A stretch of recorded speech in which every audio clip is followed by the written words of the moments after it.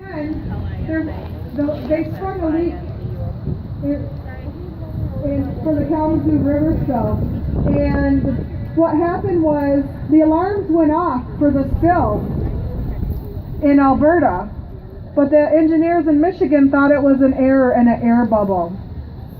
So what they did was they increased the pressure on the line, which therefore increased the amount of oil that got spilled into the river.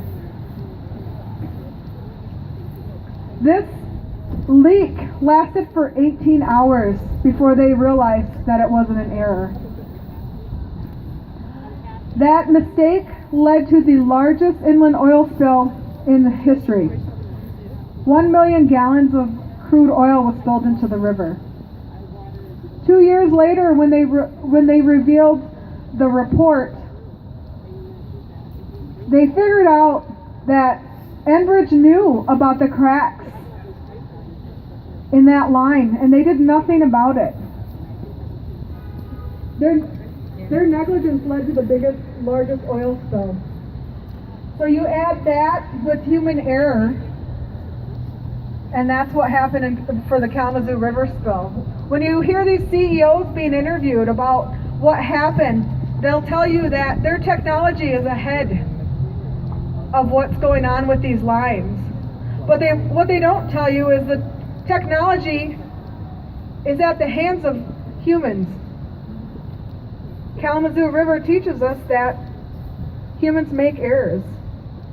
And in that case, a pretty bad one. It really increased what was going on there with the volume. I don't know how much would have been spilled had they not increased the pressure on the line. So that line is owned by Enbridge. Enbridge also owns Line 5, which goes under the Mackinac straits.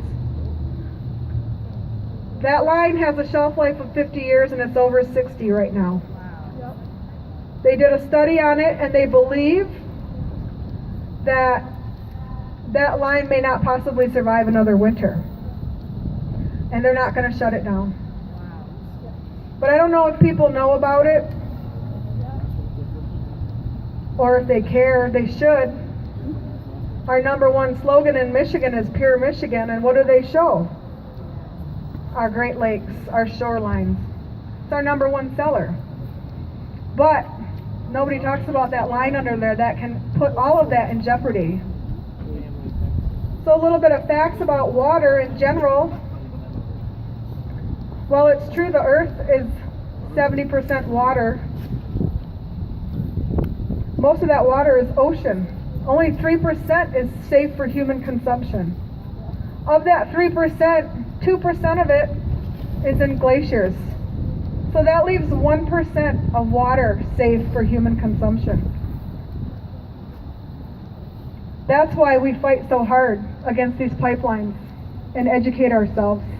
Our Great Lakes, the Missouri River, that's going on in Standing Rock, and I'm sure there are other ones.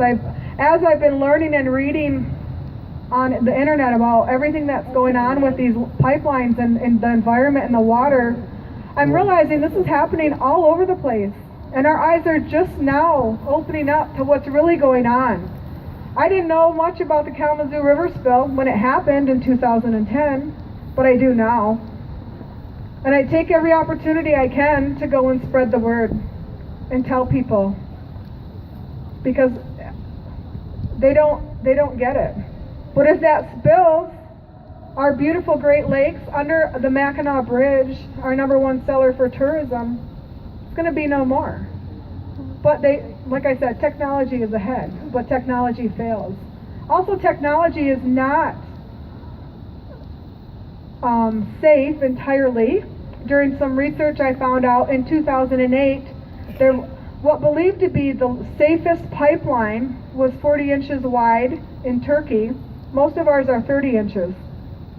This was believed to be the safest pipeline in the world. That pipeline got cyber attacked. Some hackers got into the line and they erased a couple days of footage, 60 hours of footage, but what they missed was the one time that one of the cameras was hooked up to another line. And that's the only way they knew what happened to that line.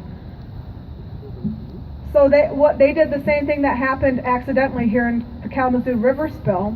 They increased the pressure on the line, and that line blew. And it was an explosion. So that one was subject to a terrorism attack, basically. There was some political things going on over there. Some of that I didn't really understand, but the message was clear that their technology that these CEOs of these oil companies say are going to protect us in our rivers and our pipelines, they're not. Technology hackers are getting into them, and Turkey is our example of that. That spill was in 2008. I don't have my paper here it's a 3-letter word what it's called, but so I learned that also.